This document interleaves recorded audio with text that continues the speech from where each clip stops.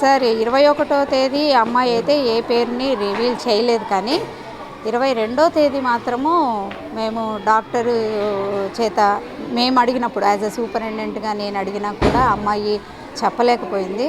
ఎప్పుడైతే doctor check చేసిన తర్వాత అమ్మ ఈ విధంగా నీకు జరిగింది కదా, అన్యాయం జరగకూడదు, నీకు ఎవరు అనేటటువంటిది బయట వెయ్యి, న్యాయం అనేది ఉంటుంది మనకి, ఇప్పుడు నష్టపోయేది ఆడపిల్లవే కదా అనేసి కౌన్సిలింగ్ ఇస్తే అప్పుడు ఆ అమ్మాయి, నేను కన్నవరంలో ముందు హోమ్లో ఉన్నాను, ఫెయిత్ హోమ్లో, కన్నవరము సత్యవేడు మండలం, అక్కడ ఉండేటటువంటి వంట మనిషి యొక్క మనుమడు నేనే కాల్ చేసేస్తే మంగళవారం రోజున బయటి పేరెంట్ ద్వారా ఆ ఫోన్ తీసుకొనేసేసి మాట్లాడింది. ఆయన తను బుధవారం వచ్చినాడని చెప్పింది. ఆ విధంగా అబ్బాయి వస్తే ఎవరు అబ్బాయి అనేసి డాక్టర్ గారు అడిగితే రిషి అని పేరు చెప్పింది సార్. అక్కడ పనిచేసే వంట మనిషి యొక్క మనుమడు రిషి. సో ఆ విధంగా చెప్పిన తర్వాత జరగవలసినటువంటివి నేను వెంటనే డాక్టర్ యొక్క సలహా మేరకి నేను హాస్పిటల్కి పంపించేశాను. తర్వాత కంప్లైంట్ ఇచ్చినాను. ఈ విధంగా స్కూల్లో జరిగిందని తను చెప్పింది కాబట్టి 5th రూమ్లో, అది కూడా రూమ్ నంబర్ 5 ఆ క్లాస్లో మన డాక్టర్ ఇన్స్టిట్యూషనల్ డాక్టర్ ఉన్నారు. ఇంకా రిపోర్ట్స్ ఏం రాలేదు సార్, అవన్నీ కూడా తీసుకున్నారు, ఇంకా రిపోర్ట్లు అయితే రాలేదు. ఆ రిపోర్ట్లు వచ్చిన తర్వాతనే మనకు తెలుస్తుంది. అమ్మాయి మీరు సస్పెక్ట్ ఏమన్నా గాయాలు కానీ ఏమన్నా ఉన్నాయి?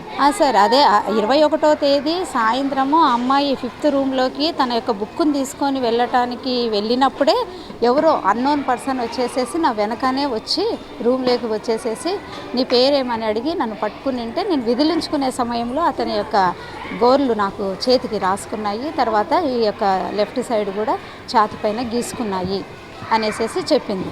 చెప్తే నేను ఆ అబ్బాయి ఎవరంటే అన్నోన్ పర్సన్ అని చెప్తుంది. నేను ఎప్పుడు చూడలేదు అబ్బాయిని అనేసి.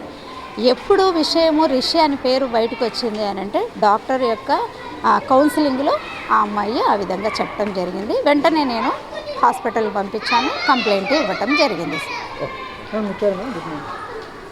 నా పర్యవేక్షణ అది సార్. ఇక్కడ ట్యూస్డే అమ్మాయి ఎవరో అబ్బాయికి కాల్ చేసింది. అక్కడ ముందు ఫెయిత్ హోమ్, కన్నవరం ఫెయిత్ హోమ్లో అబ్బాయికి కాల్ చేసినారు. ట్యూస్డే ఒక తోటి స్టూడెంట్ వాళ్ళ మదర్ సెల్ ఫోన్ ద్వారా చేసి పిలిపించుండదు అమ్మాయి. వెడ్నెస్డే స్కూల్ అవర్స్ అయిపోయిన తర్వాత 4కి ఇంటర్వెల్ బెల్ కొట్టిన తర్వాత వీళ్ళకి స్టడీ అవర్స్ లాగా 10th వాళ్ళకి స్టడీ అవర్స్ ఉంటాయి. వీళ్ళు బయట స్పోర్ట్స్ ఆడుకుంటూ ఉంటారు. స్పోర్ట్స్ ఆడుకునే టైంలో టైం టేబుల్ చూద్దాము, బుక్ మర్చిపోయినానని చెప్పి క్లాస్ రూమ్కి వెళ్ళింది. ఆ అబ్బాయిని అక్కడ చూసిందంట. ఈ అమ్మాయి కాల్ చేయడం వల్ల ఆ అబ్బాయి వచ్చాడు.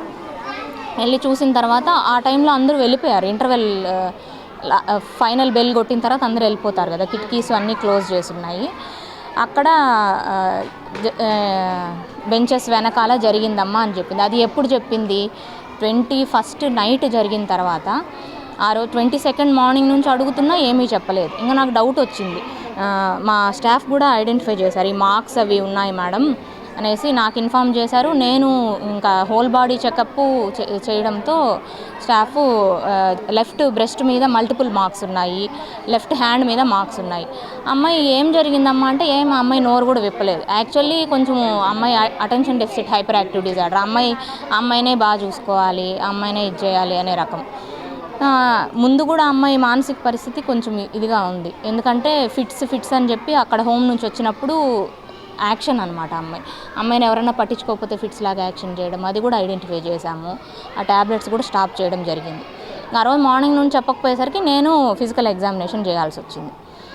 పర్వెజైనల్ ఎగ్జామినేషన్ చేశాను. ఎగ్జామినేషన్ చేసిన తర్వాత అమ్మాయి పెయిన్ఫుల్గా ఫీల్ అవుతుంది, రెడ్నెస్ ఉంది అని సస్పిషియస్ నాకు అనుమానం వచ్చి అప్పుడు గట్టిగా అడిగాను, అమ్మ నువ్వేమీ జరగలేదంటున్నావు, నేను ఎగ్జామినేషన్ చేశాను యాజ్ ఏ డాక్టర్గా, ఎగ్జామినేషన్లో జరిగినట్టు ఉంది, ఒక లేడీ, నువ్వు మైనరు, నీ జీవితము నాశనం అవుతుంది, చెప్పు, ఎంతో ఫ్యూచర్ ఉంది మీకు అని చెప్పి 1.5 to 2 hours కౌన్సిల్ చేస్తే కానీ అమ్మాయి బయటపడలేదు ఆఫ్టర్ ఎగ్జామినేషన్. అప్పుడు ఇమీడియట్గా నేను రెఫరల్ రాసి గవర్నమెంట్ మెటర్నిటీ హాస్పిటల్కి రెఫర్ చేయడం జరిగింది. డాక్టర్ జయశ్రీ.